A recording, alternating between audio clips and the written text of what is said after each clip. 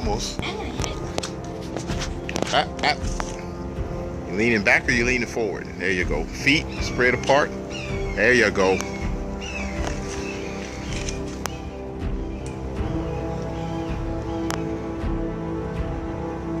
Are you leaning forward or backward? There you go.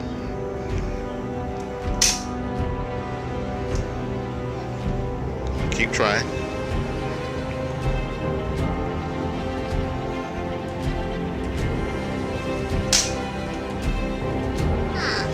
Good job.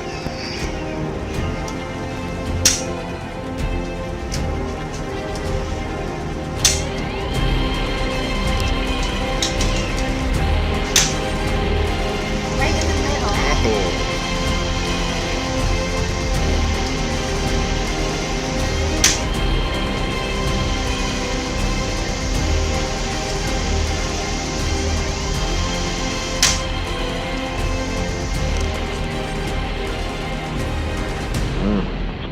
Okay, when it comes to gun control, where do I start?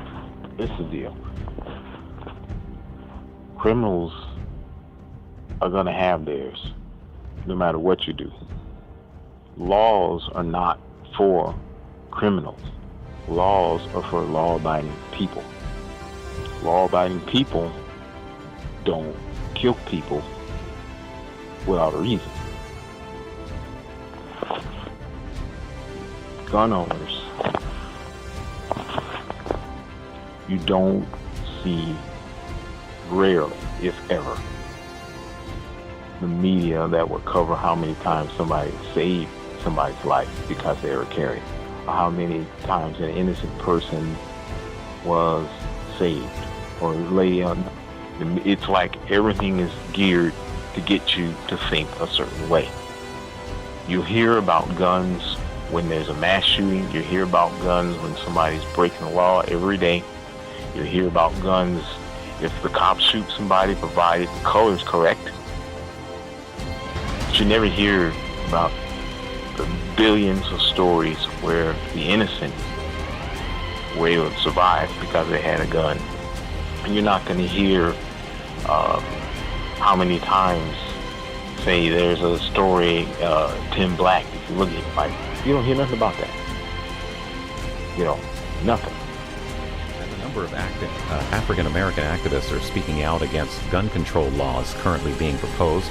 Will include a former Dallas Cowboys football player, the head of the National Black Chamber of Commerce, and a doctor from the Clayton State University Health Clinic. The Center for Urban Renewal and Education is hosting this event, and it's just getting underway. This morning I'm going to speak for our chairman of the board for the Center for Urban Renewal and Education, G. Kenneth Blackwell, who could not be here this morning, but prepared a statement that I'm going to read for you now. With a little help of technology.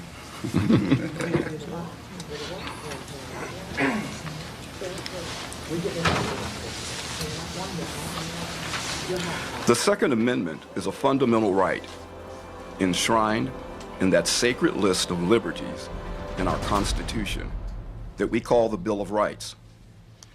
It is right alongside the freedom of speech, the freedom of religious faith, the right that no person can ever make you a slave, the right that no state can deprive us of our rights or equal protection of the law, and the right to vote. It is a right of self-defense. In 1791, that right was adopted as the Second Amendment, as a right of the people to band together to collectively defend themselves against public violence, meaning government tyranny. In 1868, that right was extended to the 14th Amendment to also defend against government oppression by state or local governments. And by 1791, through 1868 to 2013, it was and is also the right to defend yourself against private violence, the violence perpetrated by criminals. Yes, the framers of the Constitution wanted people to be able to hunt, and that is an essential part of our cultural fabric as a people. It is a rich part of our heritage, part of self-reliance, a way of passing down our values, It also provides precious time to spend time together for fathers and sons, and increasingly mothers and daughters. The right to bear arms is also for competition, for sporting, and is also for collectors. But as the Supreme Court recognized just 5 years ago, it was for the right of self-defense against some future government that would refuse to stand for re-election and would hold on to power by military might, and against lawlessness and heartless folks who would victimize others. That those who founded our nation made this right part of the supreme law of the land, forever trumping every president, Congress, and court that would ever hold office in the United States. That right to protect one's life and liberty is a God-given right. It is a gift from God, not a grant from government. May 6th, near 67th Avenue and Indian School in Phoenix, police say 20-year-old Michael Lewis is breaking into the home of a widow who told me that her late husband taught her something that would save her life: how to handle a .38 caliber handgun. Yeah, I've got a lot of options coming out now. It just broken. It just broke? Yeah, they broke my exterior door. Okay, yeah, I've got them coming out there. They're coming out as fast as they can. The homeowner begs the dispatcher for help before hiding in the bathroom. You don't need to answer anything. I'm going to stay on the line with you, okay?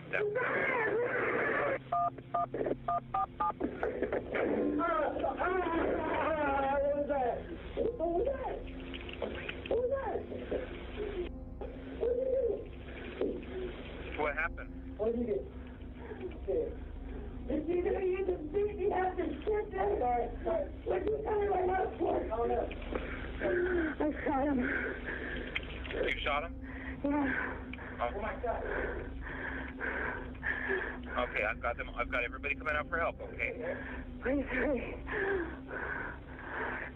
Don't get up, I'll shoot you again. Out of breath, she tries to explain whether she's hurt. I don't know. My face was bleeding. I'm bleeding from some places. I don't know where else. I don't know. He was beating on me. He was hitting you? He was beating on me when he found out I was in here. Michael Lewis pled guilty to second-degree burglary and aggravated assault. He was granted bond last week, and he is out of jail right now while he waits being sentenced here on September 15th. If you go to 12news.azcentral.com, you can hear the entire 911. If I was attacked and possibly raped, and I'm not sure anybody watch our news, and women are being assaulted every day, but I would not want to try to defend myself against a rapist with some bodily fluids. We pastor churches in the city of Newburgh, which has the highest crime rate right now. I work with ex-offenders every day. Most of the ex-offenders, and I've worked with ex-offenders, the formerly incarcerated and incarcerated, for over 25 years. Most of the individuals I work with some of them have gun charges. Not one of those criminals that I work with or ex-offenders, their gun charges have never been that they legally own these pistols. Can we get this right in the media? Congress, they have never been where those guns they owned were because they legally went and possess those, okay?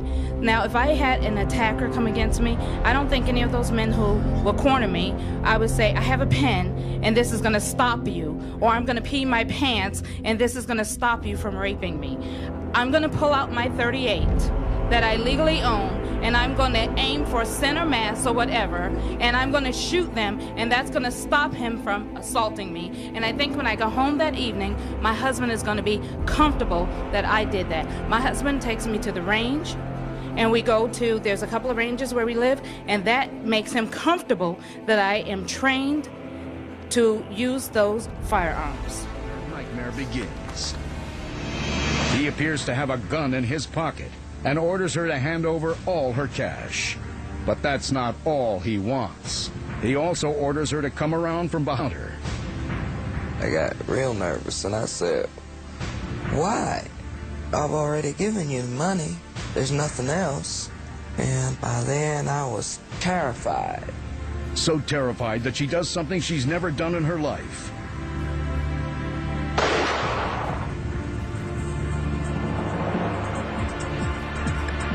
She grabs a gun hidden in a drawer and pulls the trigger. It's the first time she's ever fired a gun. I felt that my life was in danger and I wasn't ready to die. I wasn't ready to go yet. The suspect goes down, but he's still alive. I was going to shoot him again, and that's when he started screaming, I don't have anything, ma'am, I don't have anything. The suspect doesn't have a weapon, and now Smith could be in trouble, facing possible charges for shooting an unarmed man. And I was more worried about them coming after me. Fortunately for the sales clerk, the video shows her being threatened and shooting in self-defense. The Australian government, as part of trying to clamp down on the availability of automatic weapons, offered a good price for buying hundreds of thousands of guns. They believed, and I think the evidence supports them, that by offering to buy back those guns, they were able to, curtail the supply and to set a different standard for gun purchases in the future. So I think that's worth considering. I was a bit horrified by that. I don't think Australia is a model for the United States on gun control at all. Senator David Leyonhjelm, the strongest voice for gun owners in Australia's parliament, and a target shooter himself, told me Australia's mandatory confiscation has not kept guns out of the hands of criminals, and it won't work in America either. It made no difference to firearms violence, to gun violence, violence overall. In fact, we had a blip up in general violence after the gun ban. So a massive so-called buyback. It was a confiscation with compensation program.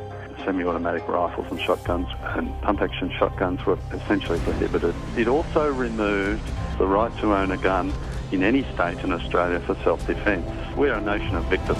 You cannot own a gun for self-defence. Doesn't matter what the circumstances, doesn't matter how big the threat, you cannot defend yourself. The criminals still have plenty of guns. There's no shortage of guns. There's a very vigorous black market for guns. So it's really not made the slightest bit of difference. If you want a gun, you can get one. Look at what Australia did.